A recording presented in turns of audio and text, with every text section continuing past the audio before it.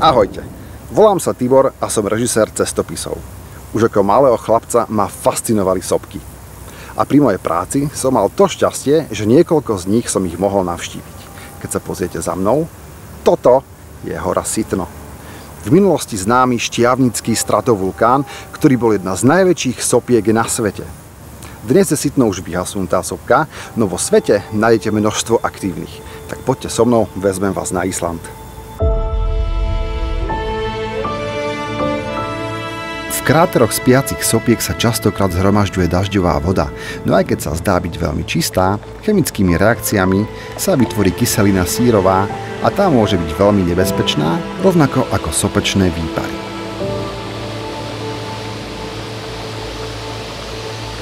Výbuch sopky je častokrát ničivý pre celú krajinu.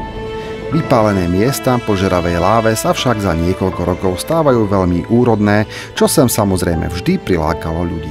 Mango tu je najsladšie na Filipínach kvôli tomu, že v roku 1991 vybuchla sopka, ktorá je pár kilometrov odtiaľto a pokryla celý tento pozemok prachom zo sopky. Dalo tým mangám tú sladkosť a tú zem obohatila o tie minerály a všetko, ktoré tým mangám dávajú tú sladkosť. Sopka Mount Pinatubo vybuchla 1991. Predtým, pred rokom 1991, vybuchla 600 rokov dozadu. Ľudí sopky fascinujú a zároveň sa ich boja dodnes.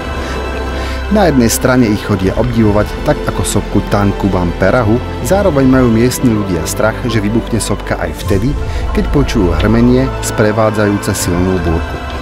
Totižto hrmenie im pripomína činnosť sopky. Sú vystrašení, pretože vedia, akú silu sopky v sebe skrývajú. Toto miesto som navštívil v roku 2018 a dnes by ste ho hľadali márne.